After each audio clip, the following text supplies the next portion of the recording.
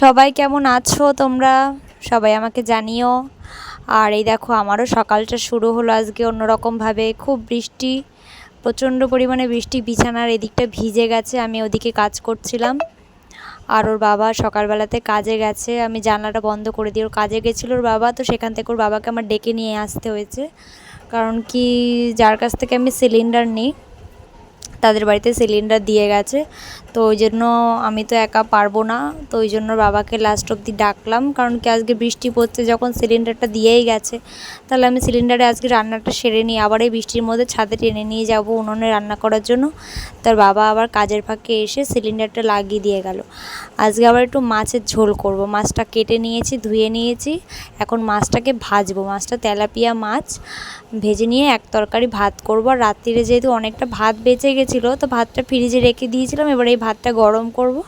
আর এই দেখো অল্প একটু চাল নিলাম, দুবেলার জন্য ভাতটা হয়ে যাবে।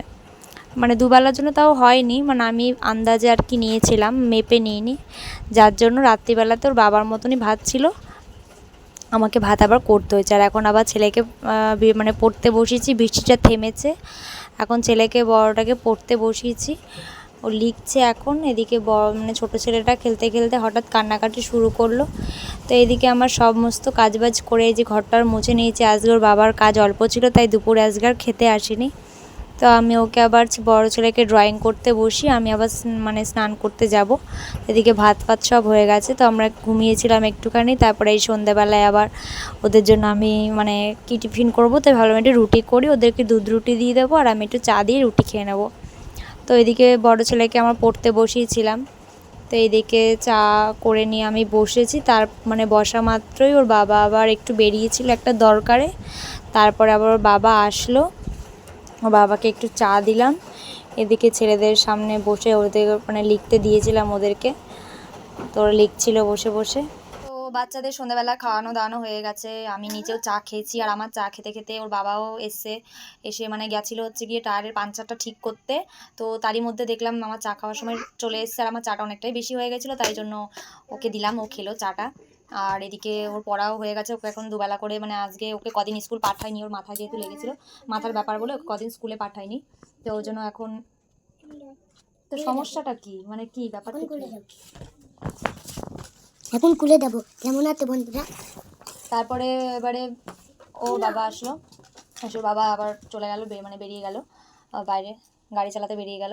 আর আজকে রাজমিস্ত্রির কাজ হয়েছে, 4টের সময় চলে এসছে, অল্প কাজ, মানে আমাকে বললো যে বাড়িতে কাজে গেছিলো সে বাড়িতে মানে আর কাজ নেই, সেটাই বললো। এবার কালকে কাজ হবে কিনা জানা নেই। আর এখন মানে রাজমিস্ত্রির যে কাজ, মানে ওর যদি কাজটা কন্টিনিউ হতো, মানে এখন যেরকম আস্তে আস্তে একটু একটু সার্ভাইভ করছি আমরা, মানে যে খারাপ পরিস্থিতিটা আমরা ফেস করেছিলাম সেটা থেকে একটু উঠেছি, মানে একটু উঠেছি, জাস্ট একটু উঠেছি। এবার বাকিটুকুও আশা করি উঠবো, মানে সহায় ভগবান থাকলে পরে অবশ্যই উঠবো। কিন্তু এখনও রাজমিস্ত্রির কাজটাই পুজোর মধ্যে হয় না, অনেক সময় বন্ধ হয়ে যায়, মানে বাড়িতে কাজ করায় না পুজোর সময়। এবার করে না, তার কারণ জামা কাপড় কেনাকাটি করে, সবাই ঘুরতে ঘুরতে যায়, সেই খরচাটা রয়েছে, তাই জন্য অনেকে করে না। এবার দেখা যাক, গাড়ি তো রয়েছে, গাড়ি ইনকাম করবে।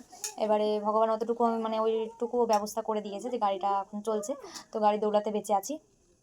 তো এখন গেছে গাড়ি চালাতে, তো 11:30 12টা। আমি আজকে ওকে বললাম যে একটু তাড়াতাড়ি এসো, কারণ কি রাত্রিবেলাতে একটা প্ল্যান আছে আমার, মানে আমার একারই বলতে পারবো না, আমার একারও না, মানে আমার যে বান্ধবী মানে বেস্ট ফ্রেন্ড জুই, ওদের বাড়িতে আর কি একটা প্ল্যান আছে, তোমরা সেটা দেখতেই পারবে। তো এটা এখন বলা যাবে না, ঠিক আছে। এবার তার প্রিপারেশন একটু একটু শুরু হয়েছে। তো মানে আমরা মানে মোট 4জন বেস্ট ফ্রেন্ড, আর আমার সব থেকে ক্লোজ হচ্ছে গিয়ে জুই। এবার আর এমনি ধরো আমরা 4 মূর্তি, ঠিক আছে। এবার একজন সাইমা, একজনের নাম ইন্দিরা, একজন জুই, একজন আমি, ঠিক আছে। তো তার মধ্যে সবাই আজকে আসবে, তো তোমরা জানতেই পারবে, তোমরা দেখতে থাকবে ভিডিওটা। তো এটাই, আর তোমাদের কাছে এটাই বলার ছিল যে আমরা একটু একটু মানে অবস্থা একটু মানে খারাপ অবস্থা থেকে একটু একটু ঠিক হচ্ছি আমরা। এবারে দেখা যাক উপরে ভগবান আছে, কি হয় দেখা যাক। এতটুকু ভাত আছে, ওর বাবার মতন হয়ে যাবে। এদিকে প্রেশারে ভাত করলাম, দেখি ভাতটা হয়েছে কিনা, কারণ কি এটা সরু চাল, প্রেশারে তো কখনো এর আগে করিনি এই ভাত, তা দেখি হয়েছে কিনা।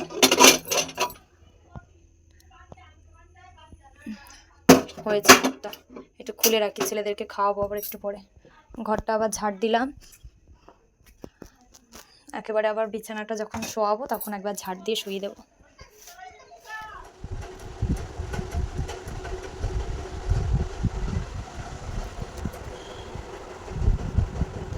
জাস্ট ঘুম পাড়ালাম, বাবা এখনও আসেনি, কটা বাজবে জানি না। আর এই সময়টা আমার মানে এই সময়টাই আমার বলতে পারো যে আমি ফ্রি, সারাদিন পর এই সময়টা আমি পুরোপুরি ফ্রি। কারণ কি সেই সকাল থেকে শুরু করে ওকে ওদের দুজনকে খাওয়ানো, নিজে ফ্রেশ হওয়া, ঘর ছাড়া, ঘর বিছানা পরিষ্কার করা, ঝাড় দেওয়া, রান্নাবান্না থেকে যাবতীয় রোজের যে একটা মেয়ে ছেলের কাজ সব কিছু করে এই এখন কটা বাজে, 11:30 মতন বাজে। এখন আমি ফ্রি, মানে এখন হচ্ছে যে আমি এখন নাচ করতে ইচ্ছে বললে নাচ করতে পারি, গান করতে পারবো না, এরা উঠে যাবে, এদের খুব পাতলা ঘুম। আর মানে এখন আমি যা ইচ্ছা করতে পারি এরকম, কিন্তু তাও আমি যা ইচ্ছা করি না। অন্যান্য দিনকে কাজ বাজ থাকে, বাসন টাসন মাজার থাকে, এই জামা কাপড় ভাঁজ করা থাকে, আজকে সেরকম কোনো কাজ নেই। আজকে আমি বসেইছিলাম অনেকক্ষণ ধরে, ফোন ঘাটছিলাম, এদিকে ঘুম পাড়িয়ে। লাইটটাও অফ ছিল, লাইটটা আমি জাস্ট জ্বাললাম, কারণ কি আমার অন্ধকার ঘর ভালোও লাগে, কিন্তু কিছু কিছু সময় আবার মানে ভয় লাগে একটু, সেটা খুব কম দিন। ভালোও লাগে, বেশিরভাগ ভালো লাগে। বড়ো হওয়া, যবে থেকে বড়ো হয়েছি, বুঝতে শিখেছি, তবে থেকে অন্ধকার ঘরটাই আমার ভালো লাগে। আর একা থাকতে তো খুবই ভালো লাগে। আর একদম তো বাচ্চা কাচ্চা হয়ে গেছে যেহেতু, এখন আর এইসব কথাবার্তা আমার মুখে মানায় না। আর দুজনকে করে আমার চেহারার অবস্থা তো দেখোই যে কী, মানে কম বেশি বুঝতেই পারো যে কতটা মানে যায় আমার উপর দিয়ে ঝড়ঝাপটা সারাদিন। তার মধ্যে আমার করার কেউই নেই। হ্যাঁ, ওই যে কথা মানে ভিডিওতে বলি মায়ের বাড়িতে যাই, আমার মায়ের হেল্প পাই, বাট তবুও একটা মা, বাচ্চাদের যারা মা, তারাই জানে তাদের কতটা করতে হয়, আর তাদের উপর দিয়ে ঝড়ঝাপটা যায়, আর তাদের প্রত্যেক দিন কত কিছু স্যাক্রিফাইস করতে হয়, কতটা মানিয়ে নিতে হয়, কত কিছু যায় তাদের উপর দিয়ে, সব রকম মিলিয়ে আর কি। সেটাকে এক কথা ঝড়ঝাপটাই বললাম। ওই জন্য ওই বাচ্চাদের মায়েরাই জানে। এখন যাদের সময় চলে গেছে তারা এখন বড় বড় বাতেলা দেয়, জ্ঞান দিতে আসে, কিন্তু তাদের তো দিনটা কেটে গেছে। ওই জন্য আমার এরা হওয়ার পর থেকে, মানে এরা পেতে আসার থেকে আমি আমার মায়ের অনেক হেল্প পেয়েছি। আর পরেও, বাট যবে থেকে আমার এই আলাদা সংসার, মানে এই 2-2.5 বছর, এবং তার আগে যখন শাশুড়ির বাড়ি, মানে শ্বশুর বাড়িতে আমি যখন থাকতাম, তখন আমার ছোটো ছেলে হয়নি, মানে অনেকটাই আমার উপর দিয়ে গেছে। আমি পার্টিকুলার বলতে পারবো না এরকমভাবে যে, মানে কখনো আমার লাইফে পেয়েছি হেল্প, কখনো বা পাইনি। বাট হেল্প পেলেও আমার যেগুলো কর্তব্য সেগুলো তো আমাকেই ভাই করতে হবে না, সেগুলো তো আর পাশে মানে আর কেউ করতে পারবে না।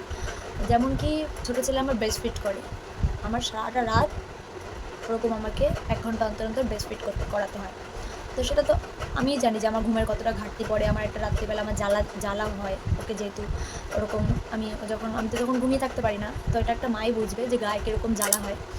তো সেটা তো আমারই কাজ।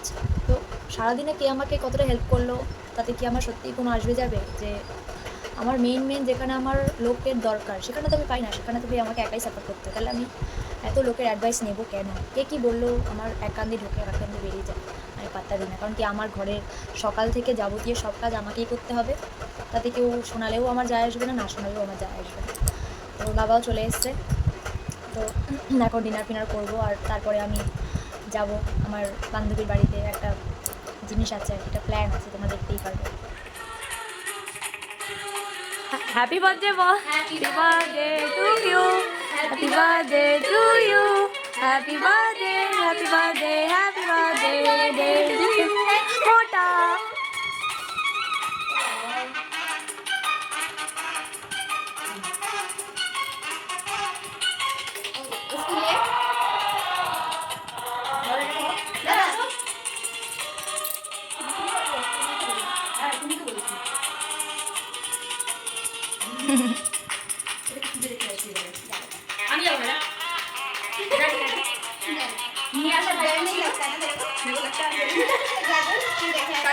কি দেখে আসবো? আমার ভয় লাগে, শোনো দিকে, আমি যার জন্য নিচে ওই ইয়ে। ও, তো ভিডিওটা এখানেই শেষ করছি, টাটা।